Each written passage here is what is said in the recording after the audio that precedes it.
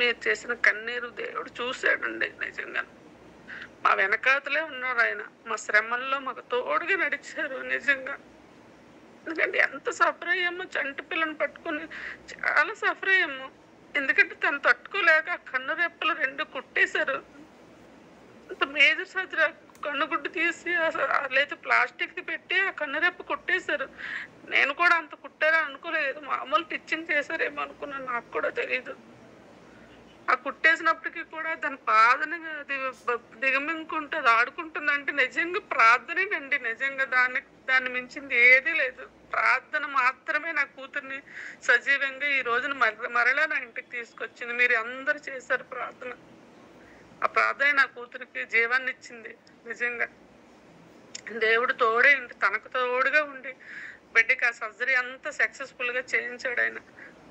ఇదేమో ఒక అద్భుతం జరిగింది. మేము అసలు యాక్చువల్గా 7 days ఉండాలి హాస్పిటల్లో. ముందే చెప్పాను 7 days అని. వాళ్ళు కూడా మనకు ముందే చెప్పారు 1 week ఉండాలమ్మా అని చెప్పారు. సరే ఏం చేస్తాం, పాప కండిషన్ బట్టే కదా మనం ఇంటికి వెళ్ళాలి అని మేము కూడా వాళ్ళు ఏం చెప్తుందో చేద్దాము. ఎందుకంటే వాళ్ళకి అప్పగించాం కనుక వాళ్ళ పాపకు సర్జరీ చేస్తారు. వాళ్ళ కండిషన్ బాగుంటే వాళ్ళే పంపించేస్తారు. ఒకవేళ ఏం బాగా సీరియస్గా ఉందేమో, అందుకే 7 days అని ముందే చెప్పారని అనుకున్నాం. అనుకొని రాత్రి ప్రార్థన అయిన తర్వాత పాపని ఇంటికి పంపించేస్తే బాగున్నదేవా. ఎందుకంటే అక్కడ బాగా దోమలు అవి బాగా ఎక్కువగా ఉన్నాయన్నమాట. పాప చాలా ఇదైంది, సఫర్ అయింది అనుకున్నాము. మామూలుగానే పంపించేస్తే బాగుంది, ఇంటి దగ్గర కేర్గా చూసుకుందాం మనం అని అనుకున్నాం. కానీ మరి వాళ్ళు చెప్పినట్టే మనం చేయాలి కనుక వాళ్ళ మాటకు లోబడి అక్కడ ఉండడం జరిగింది. ఈ దినము పిలిచారు ఉదయం మమ్మల్ని 10 గంటల సమయంలో పిలిచారు. ఒకసారి రండి అంటే మేము అనుకున్నాం. బాబా అంటే నాకు మెసేజ్లు పంపించారు అమౌంట్ కట్టాలని. అమౌంట్ కట్టాలంటే నిజంగా అండి మా దగ్గర ఏమీ లేదు. అయితే అవసరమైతే ఎవరిదైనా చేయి చాపాలంటే ప్రభు చేయి చాపినట్టు ఉండకూడదు దేవా, మీరే సహాయం చేయండి అని ప్రార్థన చేశాము. ఎందుకంటే ఎవరి దగ్గర అడగడం కూడా ఇష్టం లేదు. మాట పోతుంది. పరిస్థితులు అలా ఉన్నాయి. మాకు వ్యతిరేకంగా పరిస్థితులు ఉన్నాయి కనుక మేము చాలా బాధపడ్డాం. ఎవరికి మా ఫ్యామిలీలో కూడా ఎవరికి ఇన్ఫార్మ్ చేయలేదు మాకు కావాలి లేదని, మా పాపకు సర్జరీ అవుతుందని కూడా ఎవరికి చెప్పలేదు. అనుకున్న ప్రభు మీరే సహాయం చేయండి అని ముందు వారం రోజుల ముందు ఆశ్రమం గారు ఒక ప్రేయర్ చేశారు. మీరు అందరూ విన్నారు.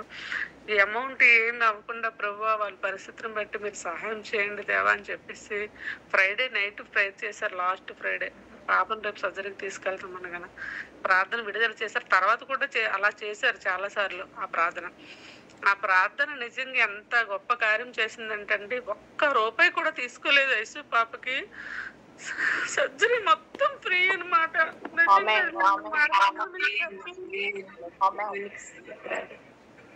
1 రూపీ కూడా మాది అవ్వలేదండి. కనీసం దేనికి కూడా 1 రూపీ కూడా మా దగ్గర తీసుకోలేదు. ఈ రోజు నిజంగా ఎలా వెళ్ళామో అలాగే మేము ఇంటికి వచ్చాము. 80,000 అయితేనే కానీ సర్జరీ అవ్వదని వాళ్ళు కనీసం 50,000 కట్టమన్నారు. తర్వాత ఇప్పుడు ఈ రోజు 22,000 కట్టమని చెప్పారు ఫస్ట్. అంటే నేనైతే చెప్పాను, నేను ముందే చెప్పానండి. ఎందుకంటే పాపను అందుకే మేము తీసుకొని రాలేదు. 15 రోజులు వెయిట్ చేసాము అమౌంట్ విషయంలోనే.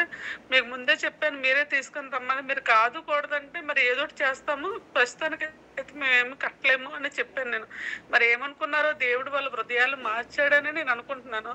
వచ్చానమ్మా ఏమీ లేదు, ఫ్రీ ఆఫ్ కాస్ట్లో ఐశ్వర్య ట్రీట్మెంట్ అయిపోయినట్టే, మీరు 1 రూపీ కూడా మాకు కట్ట అవసరం లేదని చెప్పేసి వాళ్ళు డిశ్చార్జ్ ఇచ్చి ఇంటికి పంపించడం జరిగింది. ఎంత గొప్ప కార్యం అండి నిజంగానే. నేను అది ఇప్పటికి కూడా నా నిజంగా ఎంత దేవుడు ఎంత పట్టించుకుంటున్నాడో మమ్మల్ని. ఇంత పట్టించుకుని దేవుడు మమ్మల్ని ఎంతగా పట్టించుకుని మమ్మల్ని నడిపిస్తున్నాడని